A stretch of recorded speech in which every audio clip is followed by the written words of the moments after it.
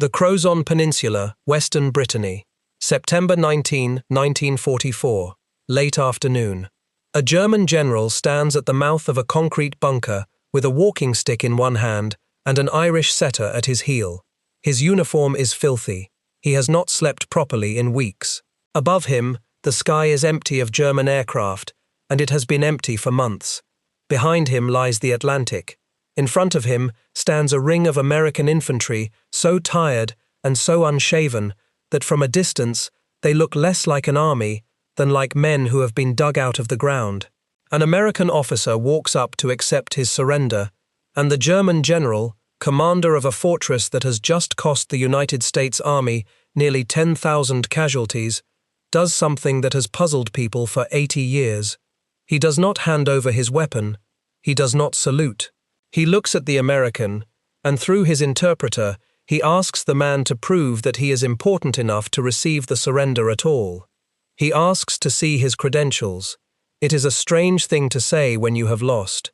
You have more than 20,000 fighting men laying down their rifles behind you. Your city is rubble. Your last artillery piece has fired its final shell, and the question you choose to ask is not about terms or food or the wounded. It is about rank. It is about whether the man in front of you is worthy of you. You may have heard a version of this story in which the general refuses to hand over his sword to a common soldier. That version travels well, because a sword is a clean symbol, and people love a clean symbol. But it is not quite what happened, and the truth is sharper than the legend. There was no ceremonial sword changing hands on that peninsula. What there was a demand. A 3-star general insisting that a 1-star general was too small to take his surrender, and the answer he received became one of the most quoted lines of the entire Western campaign. To understand why a defeated man would care so much about the rank of the man capturing him, you have to understand who he was, what he had been ordered to do, and the almost unbelievable logic of the battle he had just fought. Because the general standing at that bunker was not defending anything that could still be won. He was not buying time for a counterattack. There was no counterattack coming. He was carrying out a strategy so cold that it treated his own men and an entire French city as things to be spent. And here is the part that should stop you. By the only measurement that strategy actually cared about, he had just succeeded. His name was Hermann Bernhard Ramke. Before we go further, if you find the forgotten logic behind famous battles as fascinating as I do, the parts that the tidy version of history leaves out, consider subscribing. It genuinely helps this kind of history reach more people. Ramke was born in January of 1889 in Schleswig, in the far north of Germany, close to the Danish border. He came from farming people. His father was a career non-commissioned officer, and the son went to sea as a boy, joining the Imperial German Navy in 1905 at the age of 16. That detail matters more than it looks. He did not come from the aristocratic Prussian officer families that filled the upper reaches of the German army. He was not born into epaulets and an inherited sword. Everything he wore, he had clawed for. In the First World War, he served first at sea, aboard an armoured cruiser, and then, remarkably, as marine infantry in the trenches of Flanders.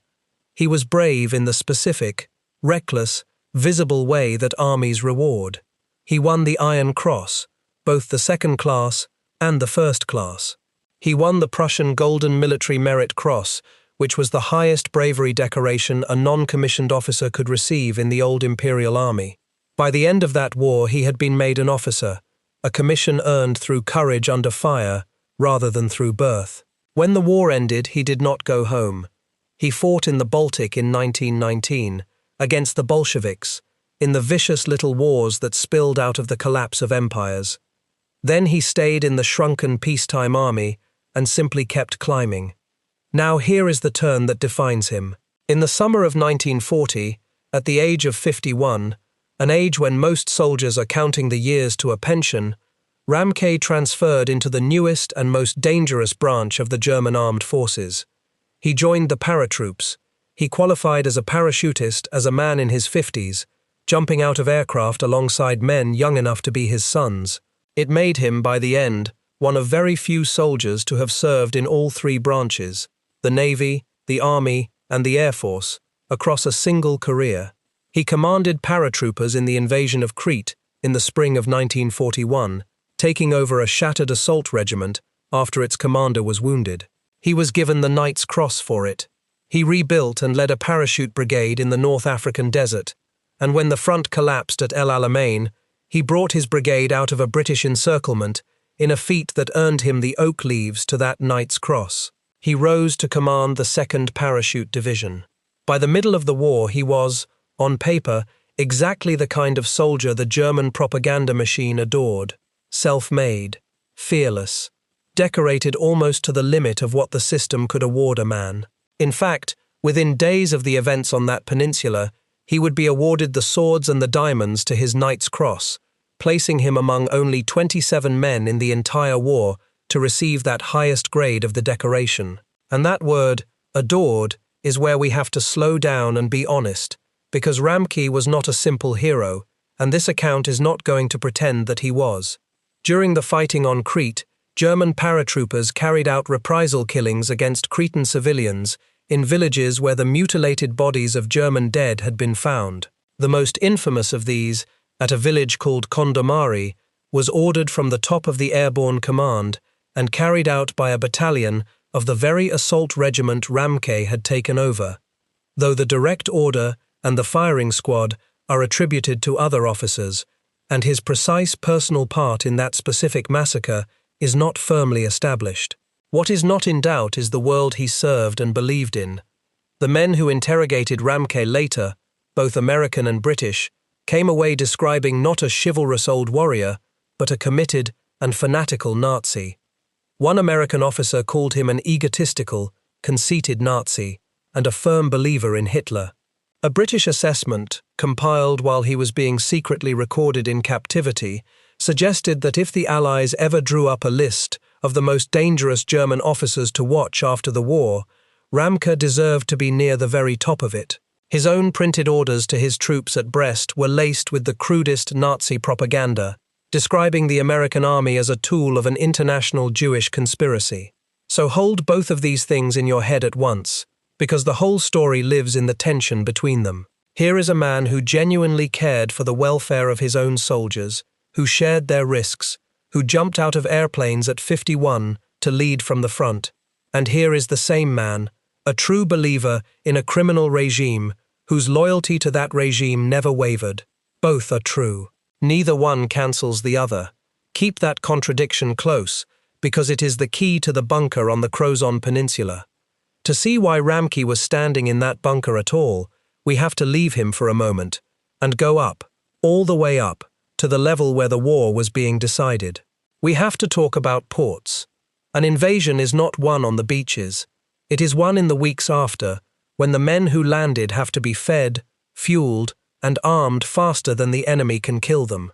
The Allied planners who designed the invasion of France understood this with cold clarity.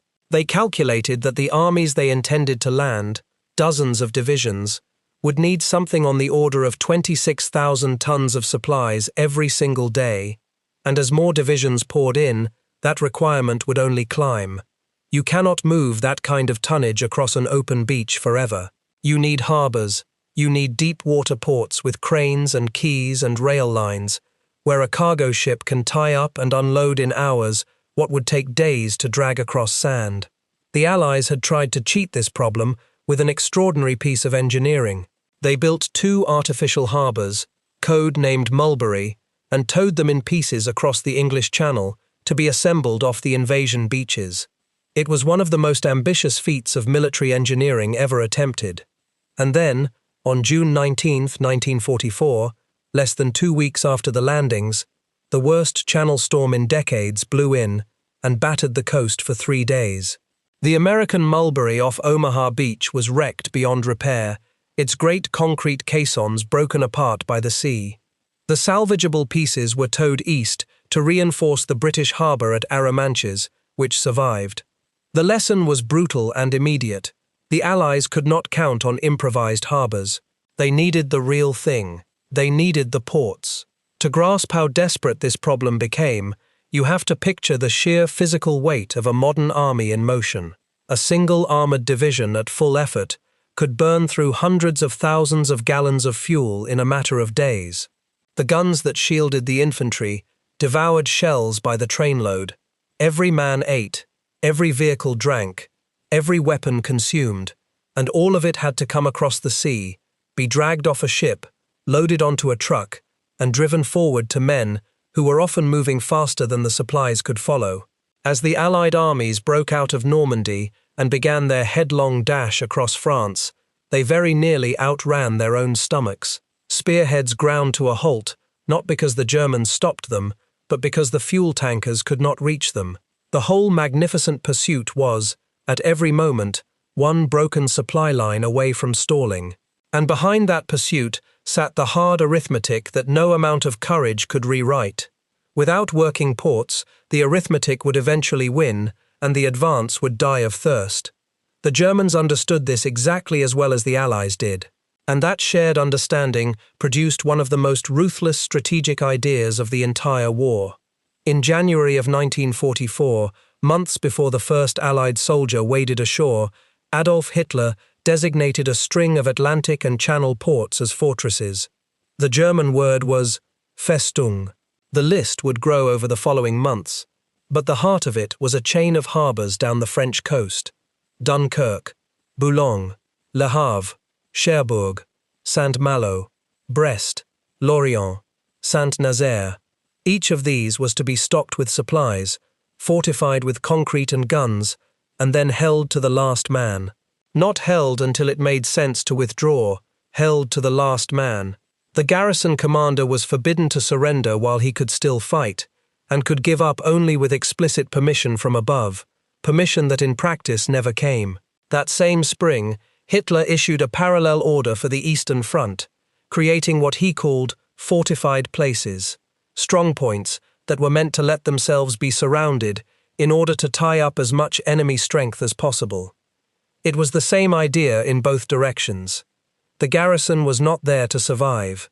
It was there to be a rock in the river, to break the current, to soak up the enemy's men and time and ammunition. Hitler had said as much before the war ever began.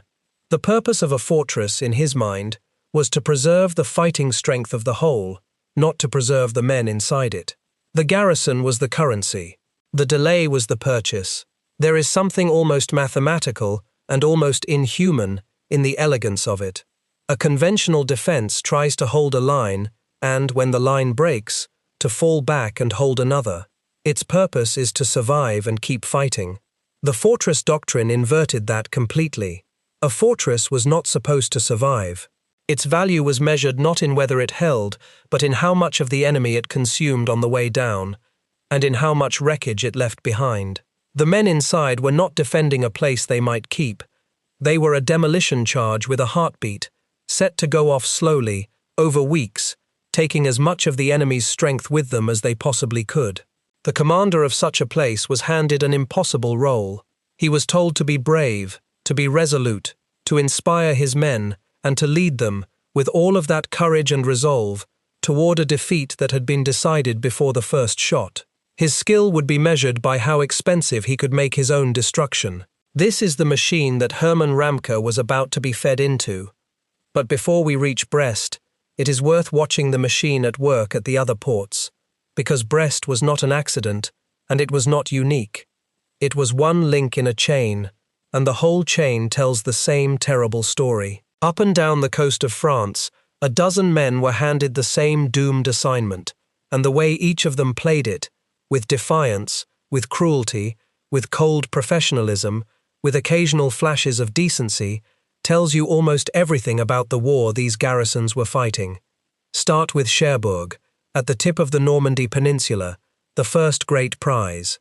The Americans drove for it hard in the weeks after D-Day because it was the nearest major harbour and they needed it desperately.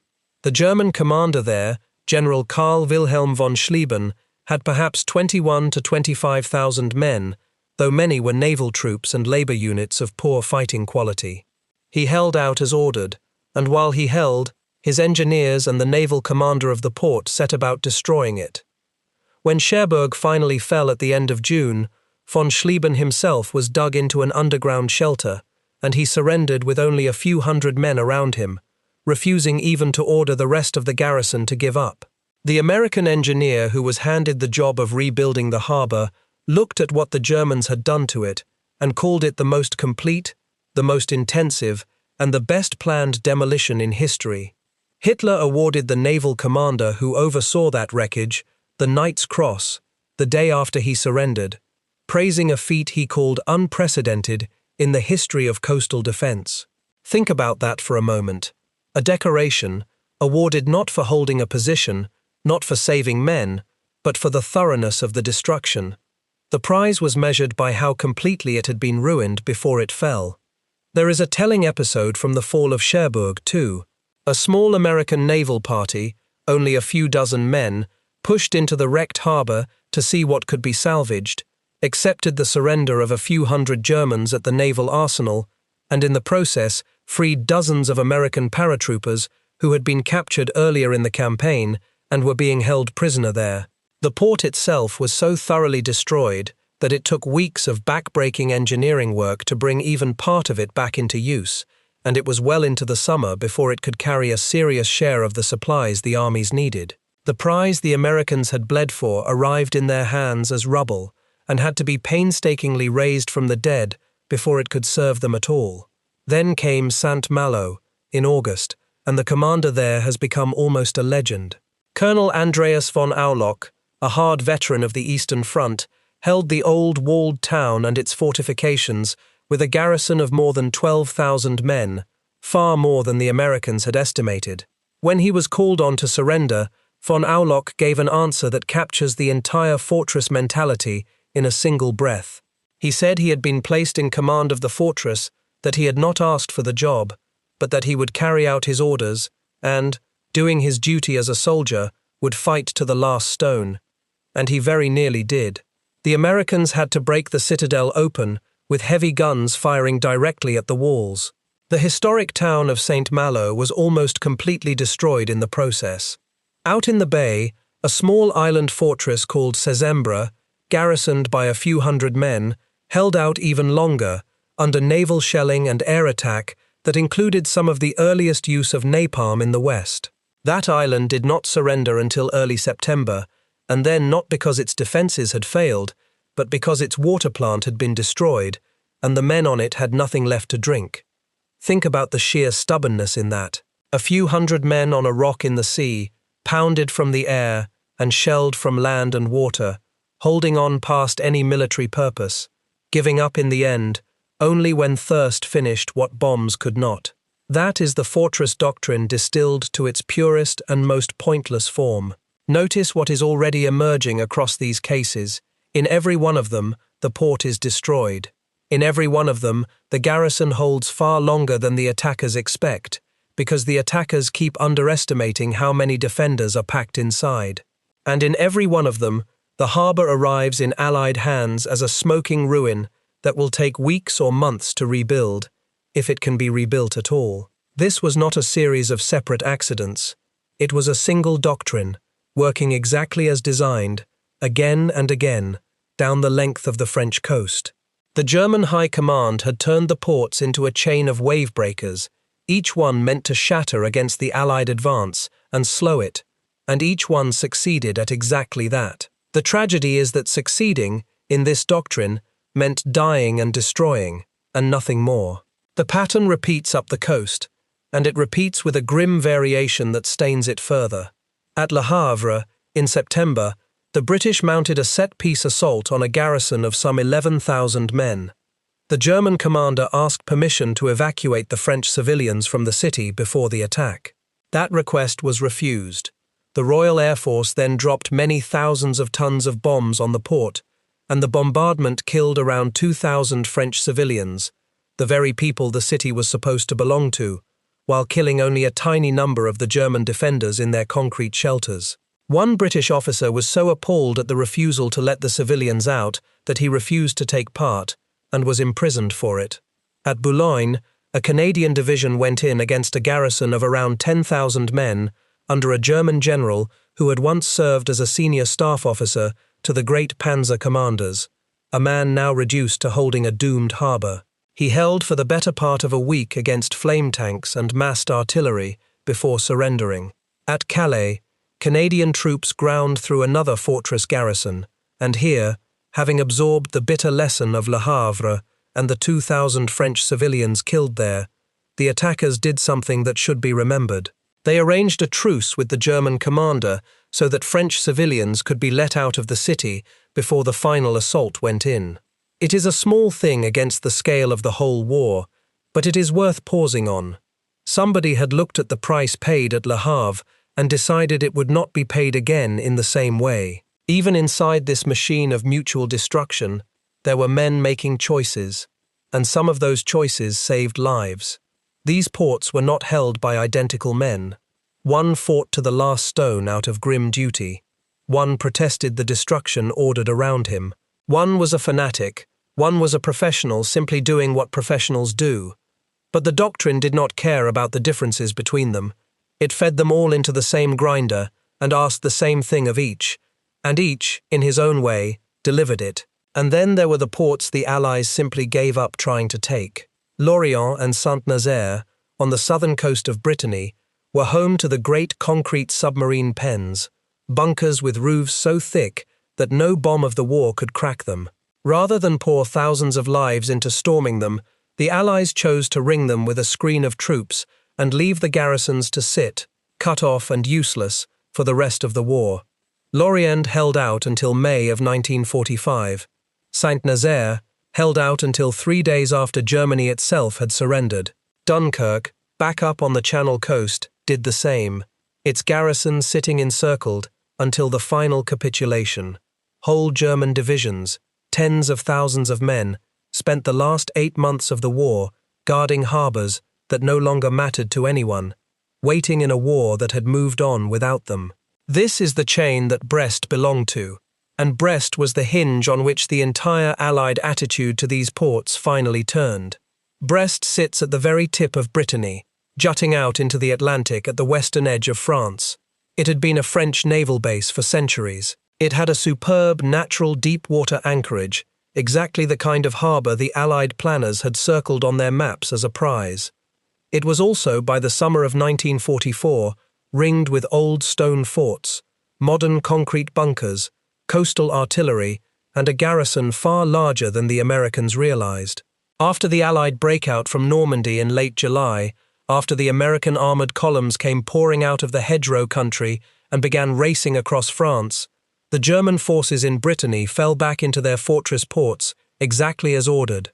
An American armored division reached the outer defenses of Brest first, in early August, took one look at how strong they were, and knew this would not be a matter of driving straight in.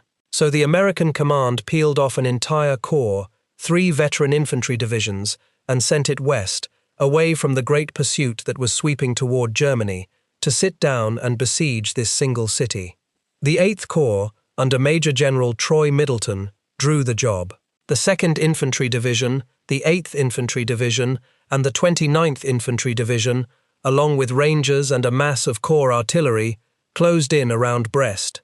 In total, more than 50,000 American troops became involved in the siege, and by some accounts, counting every attached unit, the number ran nearer 75,000.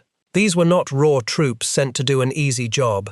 The 2nd Infantry Division, the Indian Head Division, and the 29th, the Blue and Grey, had both come ashore in Normandy and fought through the murderous hedgerow country to get to Brittany at all. The 29th in particular had bled terribly on Omaha Beach on D-Day, and again in the fighting for St. Lo.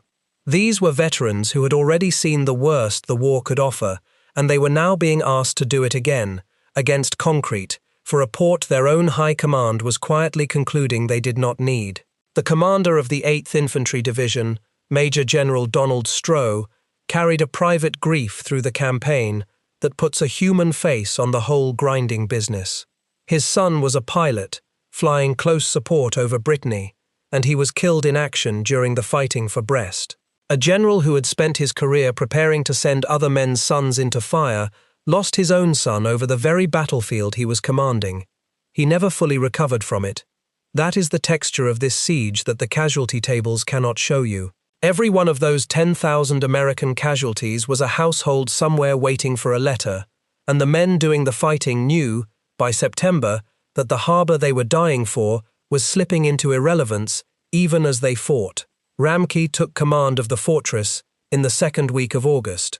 His 2nd Parachute Division was the hard core of the defense, but he also had 2 weaker infantry divisions and a mass of coastal, naval, and air force troops swept into the perimeter, a genuinely mixed force of around 30,000 men.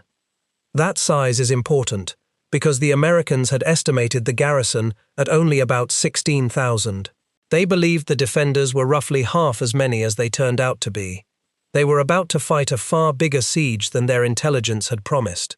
Ramke did 3 things that tell you exactly what kind of battle he intended to wage. He evacuated most of the French civilians from the city, not out of mercy, but because civilians would eat food he needed for his soldiers. He began the systematic demolition of the very port he had been sent to defend, wiring the quays and cranes and installations for destruction, so that whatever else happened, the Allies would inherit ruins, and when the moment came, he refused the American offer to surrender with honor. Let us be precise about what the taking of Brest actually cost, because the numbers are the whole argument. The Americans reached the city in early August, but the serious assault could not begin for weeks, and the reason is one of the most important and least glamorous facts in this entire story. They ran out of artillery ammunition. The great pursuit racing across France toward Germany was swallowing every shell and every gallon of fuel the supply system could push forward. The famous truck convoys of the Red Ball Express were hauling supplies hundreds of miles by road to keep the spearheads moving east, and everything that went to the spearheads did not go to the men sitting in front of Brest. Those men found themselves at the very end of a starving supply line, unable to attack in strength for want of shells. It was not until the 2nd week of September, when the corps was shifted to a newly activated army command that could scrape together ammunition through smaller ports and beaches, that the full weight of the assault could finally come down. When it did begin, it was some of the ugliest fighting in the Western theater. This was not the war of movement that had just carried the Americans across France. This was a grinding, close-range, fort-by-fort battle that veterans compared to the fighting on the Pacific Islands. The Americans went at reinforced concrete bunkers, with satchel charges and flamethrowers. Progress was measured not in miles, but in hedgerows and houses and single fortified positions, each of which had to be blown open or burned out or stormed at close range. Ramke's paratroopers were among the finest infantry in the German army, and they fought the way such men fight when they have been told there is no way out. They gave ground grudgingly, counterattacked ferociously, and made the Americans pay for every wall and every cellar. The attackers brought up naval guns and heavy artillery, and air strikes and rockets and napalm, and still it came down, in the end, to riflemen and engineers crawling forward to deal with one strongpoint at a time. They fought through the old walls of the city itself, stone ramparts more than 20 feet high with a dry moat at their base, obstacles built centuries earlier that suddenly mattered again in the age of the tank. The city of Brest was ground down around its defenders until it was, by the end, roughly 90% destroyed. A city that had stood for centuries was erased in a matter of weeks, so that neither side could have what was left of it. One episode from that fighting deserves to be remembered, because it is a rare thread of a different color woven through an almost entirely American battle. In front of the Americans stood a strongpoint called Fort Montbarret, an old fort turned into a modern bastion, and its walls and minefields stopped the infantry cold. So the corps sent for help, and the help came from the British. A squadron of the 79th Armoured Division, the specialist British formation that fielded all manner of strange and purpose-built armoured vehicles, arrived with 15 tanks of a type called the Crocodile. A Crocodile was a heavy Churchill tank, with its forward machine gun replaced by a flame projector, towing an armoured trailer full of flame fuel. These machines were attached to an American infantry regiment for the assault on the fort. Over 3 days in the middle of September, the flame tanks and the infantry, and the engineers, went at Montbarret together. One British tank was destroyed by an enormous buried mine, a naval shell rigged to explode, and a young British lieutenant pressed on alone in the surviving tank. an act for which the American Army later awarded him the Silver Star. The American division commander wrote afterward that the flame-throwing tanks had been an important factor in taking the fort. To this day, a Churchill crocodile stands on the parade ground of Fort Montbarret as a memorial, a British machine on French soil commemorating an American battle, a small monument to how tangled and how shared this fight really was. And in the middle of all of it came one of the war's forgotten civilian tragedies. Beneath the city ran an air raid shelter, a long tunnel called the Sadi Carnot, where hundreds of French civilians had taken refuge, sharing the space with German troops who were using it as a strongpoint and a store.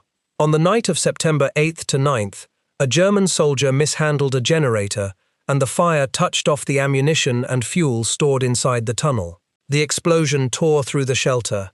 The French dead have never been counted with certainty, but the named victims number well over 300, and the true figure may have approached 400, along with a disputed number of German soldiers. Of the civilians sheltering in that tunnel, only a handful got out alive. It was not a deliberate massacre. It was the kind of thing that happens when a commander turns a city full of people into a fortress and then fights inside it to the last. Ramke did not light the spark, but he had built the conditions in which such a spark became lethal. By the middle of September, the fortress was collapsing inward. On September 18th, the last organized resistance in the inner city gave way, and one of Ramke's paratroop regiment commanders signaled Berlin with a line dripping in the language of the doomed last stand. "We have performed our duties to the last," he reported, but Ramke himself was no longer in the city. He had slipped across the harbor to the Crozon Peninsula, to a final pocket of resistance, to keep the fortress technically alive for one more day. Which brings us back to the bunker, and to the American walking toward it. The man whose words came down to us was Brigadier General Charles Canham. That rank, Brigadier General, is the key to everything that happened next. It is the lowest of the general officer grades. 1 star, Canham, was the assistant commander of the American 8th Infantry Division. His own division commander was present for the formal surrender as well, but it was Canham who went down to deal with Ramke, and it was Canham's answer that history remembered. He was also a man who had earned his authority in the hardest way imaginable. 3.5 months earlier, on the morning of D-Day, Charles Canham had commanded an infantry regiment in the first hours on Omaha Beach, the bloodiest of all the landing beaches. He came ashore into a slaughter. He was shot through the wrist almost at once, and with his arm wounded and his men pinned down and dying at the water's edge, he refused evacuation and walked up and down that beach under fire, driving his soldiers up off the sand and toward the bluffs. The men who were there never forgot it. One of his sergeants remembered Canham berating an officer who was sheltering in a pillbox, ordering him out to show some leadership. Another soldier who watched this wounded colonel stalk upright through the fire recalled deciding that he had become more frightened of Colonel Canham than of the Germans. He was, by every account, a hard and demanding man, a relentless trainer and disciplinarian.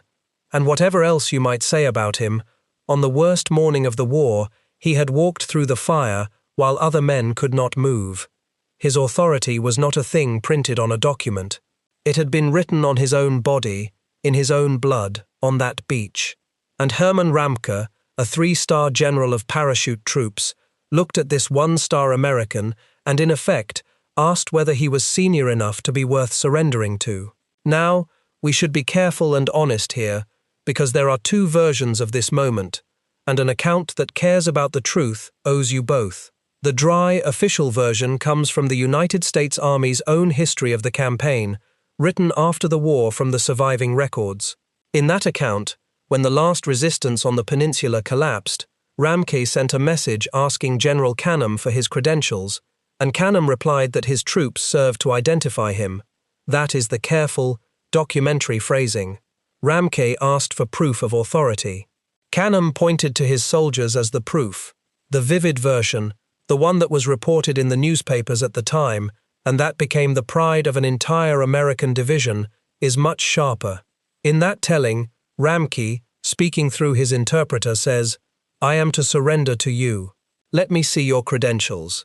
And Canham, gesturing at the exhausted, filthy, unshaven infantryman, crowding the entrance to the bunker, the men with their automatic rifles and their submachine guns, the men who had just spent 6 weeks taking his fortress apart, replies, "These are my credentials.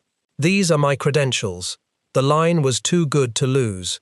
The 8th Infantry Division took it as their own, and the idea that soldiers are our credentials became, in effect, the division's motto for generations afterward.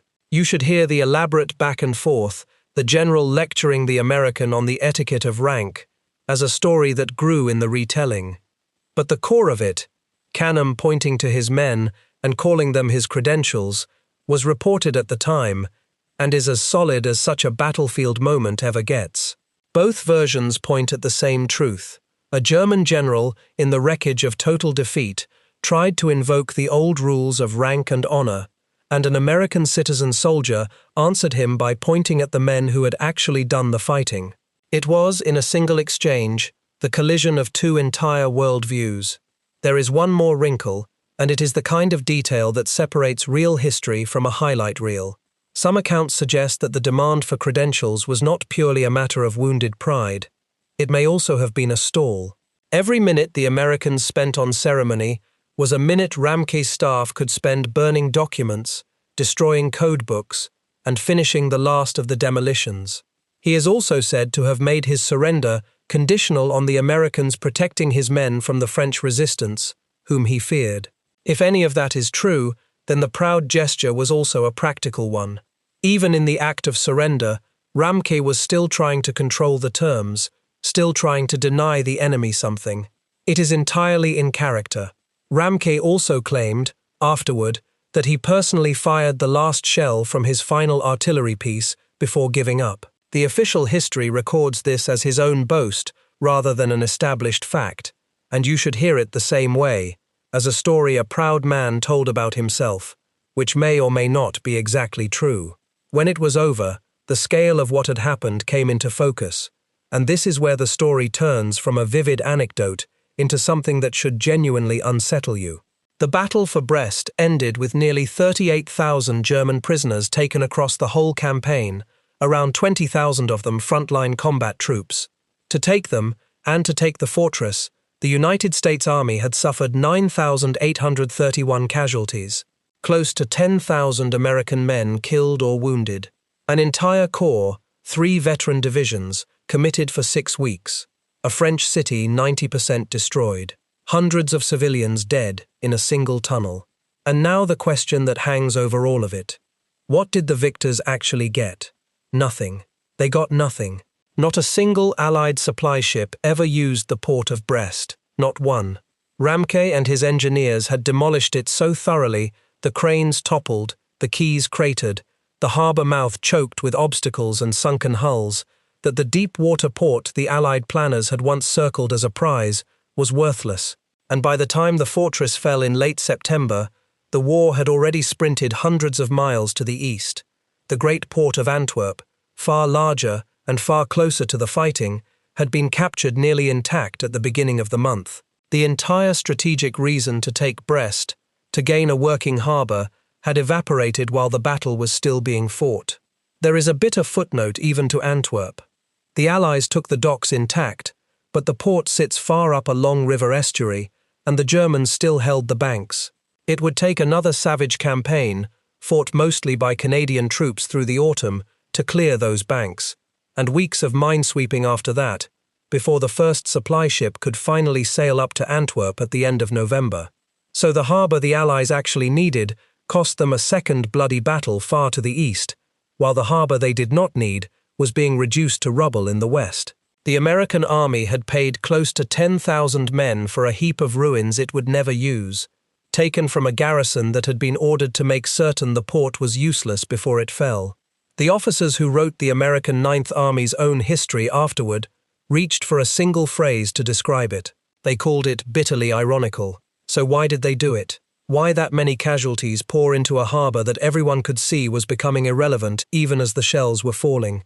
The answer is uncomfortable, and it comes from the very top of the American command.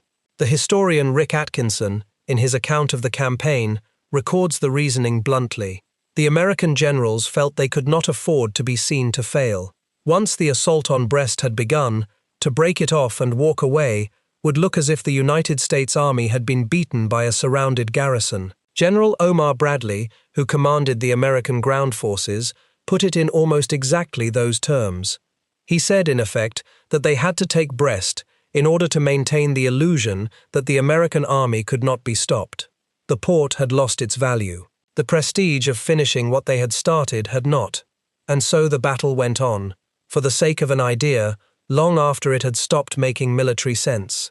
But Brest did teach the Allies something, and this is the part that redeems the waste, if anything can. It was the last of these fortress ports that the Americans would batter down by main force. The cost of Brest, weighed against a harbour they never used, finally broke the spell. The senior commanders looked at the ports still holding out, at Lorient and Saint-Nazaire and the rest, and decided they were not worth the price. From then on, the policy was to contain them, to wring them and starve them and leave them, rather than to storm them. All those German garrisons sitting uselessly until May of 1945, they were sitting there because of the lesson the Americans learned at Brest. Ramke's stand did not save Germany, but it did, in a strange and roundabout way, change how the Western Allies fought for the rest of the war.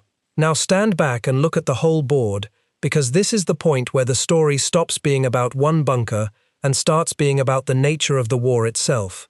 Both sides at Brest were fighting for something other than the ground beneath their feet. That is the thing to understand.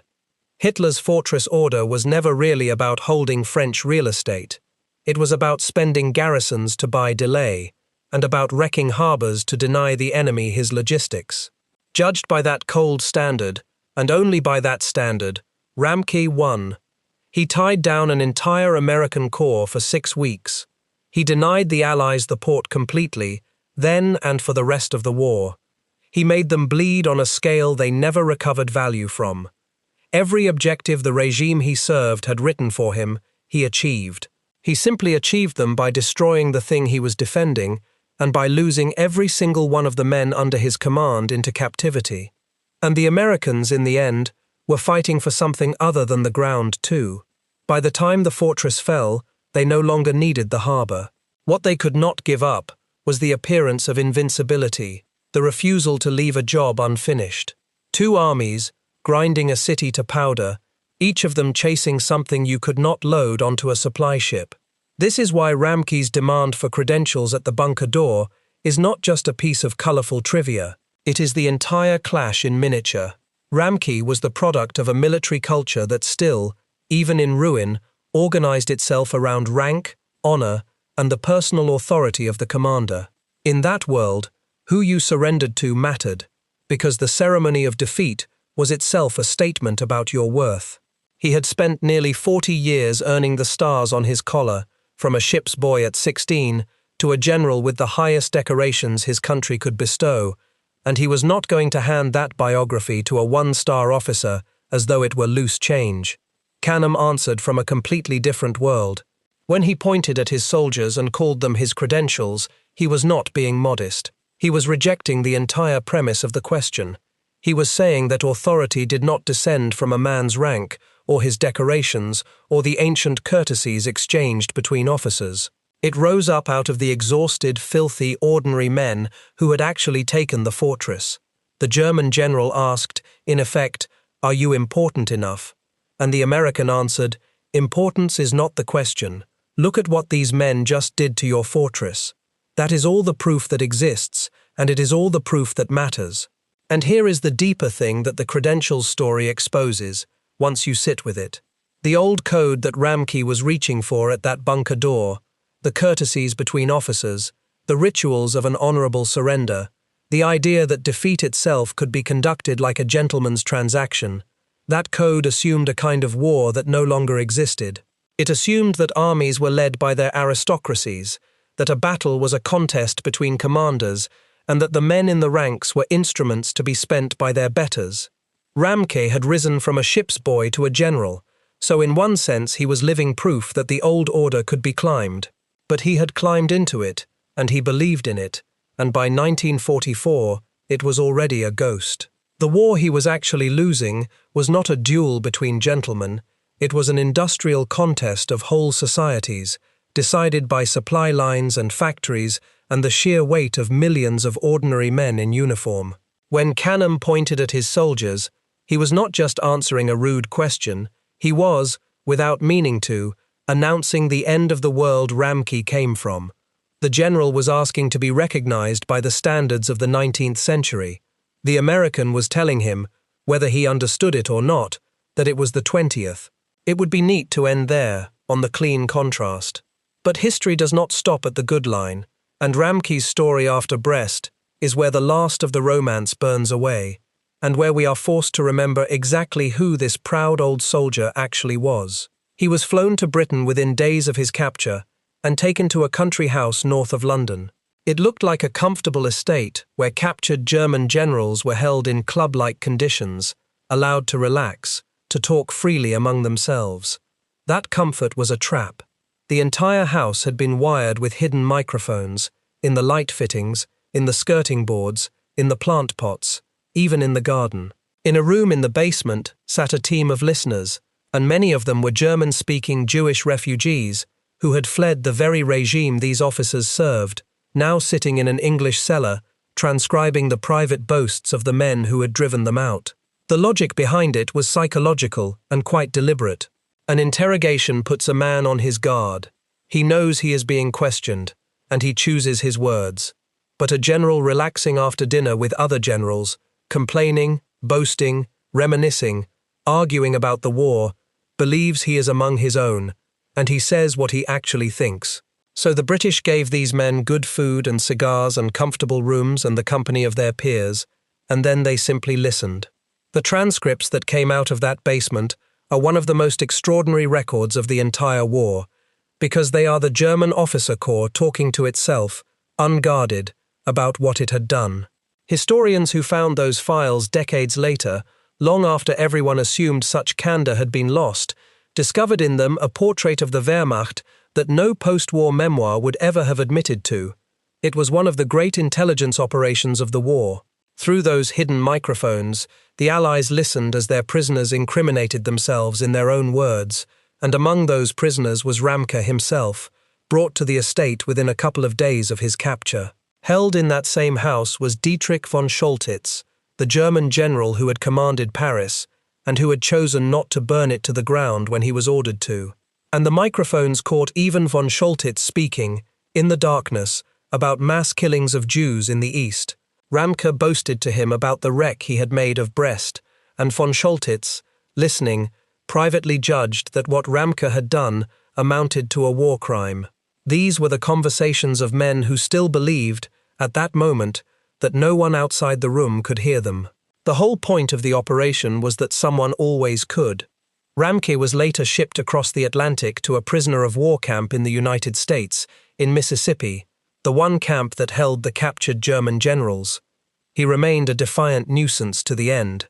He wrote a furious protest about the conditions in the camp, and, arguing that the harsh treatment of Germany after the First World War was what had bred Nazism in the first place, he protested against Allied plans to strip post-war Germany of its industry.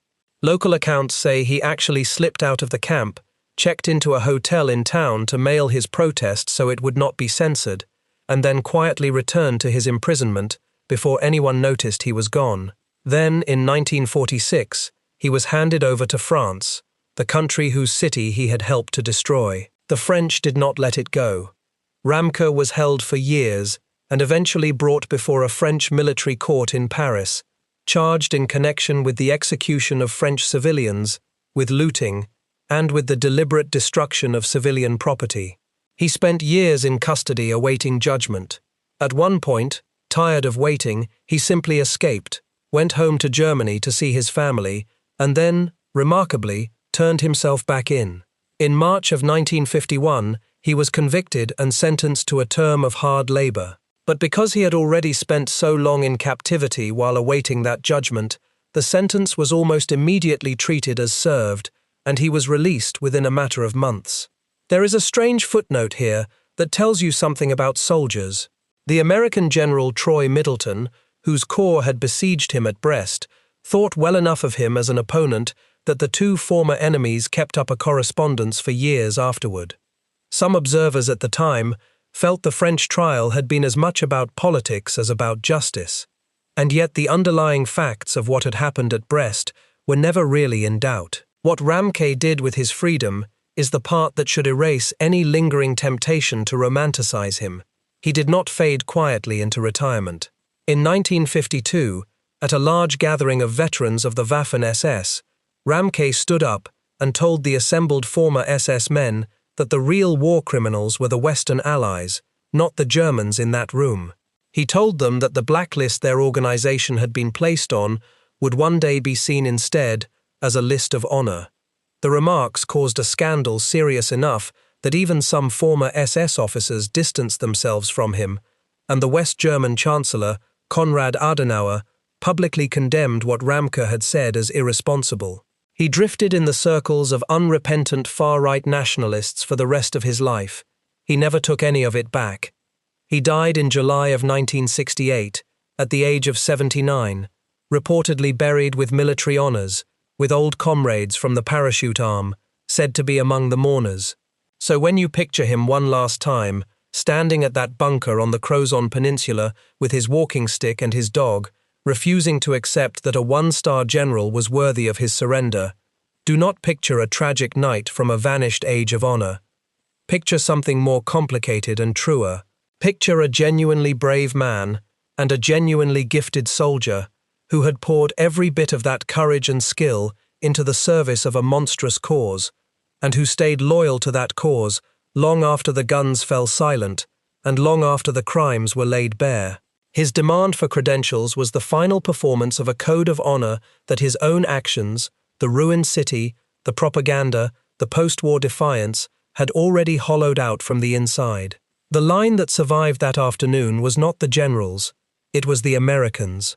These are my credentials, and the reason it survived, the reason it outlived Ramquet's stars and his medals and his proud old rules, is that it turned out to be the truer description of how the war was actually won, not by the personal glory of commanders, not by the ancient courtesies of rank, but by the vast, anonymous, exhausted mass of ordinary men who did the work, and whose presence, at a bunker door on a peninsula at the end of the world, was the only credential the 20th century was still prepared to honor.